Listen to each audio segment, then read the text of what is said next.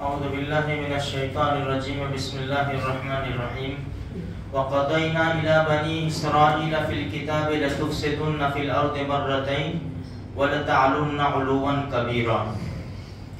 دیکھو میرے بھائیو، دنیا کے اندر جتنی بھی مساجد ہے وَأَنَّ الْمَسَاجِدَ لِلَّهِ، ساری مسجدیں اللہ ہی کی ہے۔ اگر ہم نے مسجد کی تعمیر کی یا کوئی مکان کی تعمیر کی اور اس کو مسجد کا نام دیا اور ایک مرتبہ جماعت کے ساتھ نماز ہو گئی، وہ قیامت تک مسجد رہے گی، اب اس کو بدل نہیں سکتے۔ سب سے پہلے نمبر کے اوپر مکہ مکرمہ بیت اللہ، دوسرے نمبر کے اوپر مسجد نبی صلی اللہ علیہ وسلم، اور تیسرے نمبر کے اوپر مسجد اقصی۔ اب دیکھو، یہ جتنے اللہ کے گھر ہیں نا، ہر مسلمان کو ہر چیز سے زیادہ، اپنے مکان سے بھی زیادہ احترام اللہ کے گھر کا ہے۔ اگر ہمارا مکان 10 کروڑ کا ہے اور اللہ کا گھر 50 لاکھ روپے کا ہے، لیکن احترام ہمارے دلوں کے اندر اللہ کے گھر کا رہے گا۔ اپنے گھر میں گناہ کر کے اتنا پچھتاوا نہیں ہوگا، لیکن خدا کے گھر میں ذرا اونچی آواز نکل گئی نا تو انسان کو پچھتاوا ہوتا ہے کہ یہ اللہ کا گھر ہے۔ میں اپنے گھر میں کسی بھی طرح بیٹھ سکتا ہوں، لیکن اللہ کے گھر کے قانون اور ہے۔ میں اپنے گھر میں کسی بھی طرح داخل ہو سکتا ہوں، لیکن رب کے گھر میں داخل ہونے کے قانون اور ہے۔ تو مسلمانوں کے دلوں میں احترام ہوتا ہے۔ اب دیکھو، یہ جو سبحان الذی اسری بعبدہ، اس کی تفسیر میں علماء کرام نے ایک بات لکھی ہے کہ جب بھی مسلمانوں کے اندر بگاڑ آیا نا، جب بھی مسلمان بدماشی پر اتر آئے، عیاشی پر اتر آئے، نافرمانی پر اتر آئے، تو ان کے گھروں کو نقصان نہیں ہوگا، ان کی اولاد کو نقصان نہیں ہوگا، ان کو دل کے اوپر ٹھیس پہنچے گی نہیں، تو سب سے پہلے وہ ٹھیس پہنچے گی کہ اللہ کے گھر کو دشمن نقصان کرے گا۔ دیکھو، یہ مسجد میں ہمارے لیے اس کا ایک ذرہ قیمتی ہے، اس میں اللہ کا قرآن یہ سب سے زیادہ قیمتی نعمت ہے، لیکن دشمن کے لیے اس میں کون سی قیمتی چیز ہے؟ دشمن کے لیے تو کوئی قیمتی چیز نہیں ہے، اس کے اندر کوئی ہیرے جواہرات، سونا چاندی، کوئی سامان کچھ بھی نہیں ہے کہ لوٹ کر لے جائے۔ لیکن ہم دیکھتے ہیں کہ جب بھی حالات بگڑتے ہیں تو سب سے پہلے دشمن کا حملہ کہاں ہوتا ہے؟ مساجد، مدارس اور مزاروں کے اوپر۔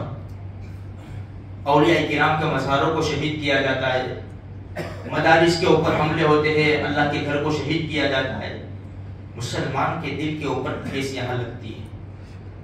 اور میرے بھائیوں، یہ مسجدوں کا چلے جانا قرآن خود بیان کرتا ہے مسجد اقصی کے بارے میں۔ وَقَضَيْنَا 15واں پارہ، پہلا ہی پیج، وَقَضَيْنَا إِلَىٰ بَنِي إِسْرَائِيلَ فِي الْكِتَابِ، کتابوں میں پیشین گوئی لکھ دی تھی کہ لَتُفْسِدُنَّ فِي الْأَرْضِ مَرَّتَيْنِ، 2 مرتبہ تم سرکش بنو گے، ایک موسیٰ علیہ السلام کی قوم اور عیسیٰ علیہ السلام کی قوم سرکشی پر اتروں گے تو بیت المقدس چلا جائے گا، اور چلا گیا۔ پہلے 2 حملوں میں بیت المقدس کو اتنا نقصان نہیں پہنچایا، پہلے حملے میں تو بالکل بھی نقصان نہیں ہوا، سب لوٹ کر۔ تیسرا حملہ جو بخت نصر نے کیا نا، تیسرا، اس میں بہت بڑا نقصان ہوا، یہاں تک کہ بیت اللہ کو، مسجد اقصی کو زمین دوز کر دیا، اتنا بڑا نقصان۔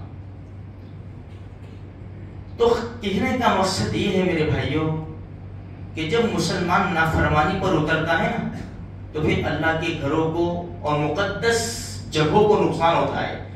اس کو واپس لینے کے لیے پھر ہزاروں لاکھوں جانے جاتی ہے۔ بیت المقدس کی تاریخ اٹھا کر دیکھو، صلاح الدین ایوبی رحمۃ اللہ علیہ، اور آج تک جو ابھی ہم بات کر رہے، ابھی بھی جو حال ہے، یہ بیت المقدس کو واپس لینے کے لیے ہزاروں جانیں تو جا چکی ہے۔ تو میرا آج کا کہنے کا مقصد یہ ہے کہ جب نافرمانی پر اتر آتی ہے نا قوم، تو مقدس جگہ چلی جاتی ہے۔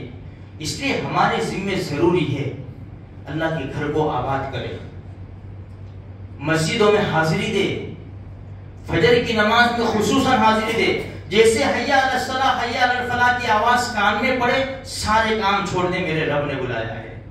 ہماری مسجدیں آباد ہوگی، ہمارے شہر ہمارے بازار سب آباد ہو جائیں گے، اور اگر ہم نے مسجدوں کو ویران کیا، یہ تاریخ ہمارے سامنے ہے، کوئی دہرانے کی ضرورت نہیں ہے۔ چھوٹے چھوٹے بچوں کی جانیں جا رہی ہے میرے بھائیوں، خصوصاً دعا، دیکھو ایک دن تذکرہ کر کے ہم بھول نہ جائیں، حالات تو بڑے نازک ہے وہاں پر، ہم خصوصاً دعا میں لگے رہے۔ بہت جانے گئی، بہت جانے اور جا رہی ہے، بہت زیادہ مالی نقصان بھی ہو رہا ہے، خصوصاً دعا میں لگے رہے ہم۔ اللہ تبارک و تعالیٰ سے دعا کرے اللہ خصوصاً فلسطین کے مسلمانوں کی جان، مال، ایمان، عزت، آبرو، سامان کی حفاظت فرماوے، اور پوری دنیا کے مسلمانوں کی ایمان کی اللہ پاک حفاظت فرماوے، اور مسجد اقصی سے لے کر جتنی بھی مساجد چاہے چھوٹی بڑی ہو جو دشمنوں کے نرغے میں چلی گئی ہے، اللہ اس کو آزاد اور آباد فرما دے اور ہم سب کو قبول فرما دے۔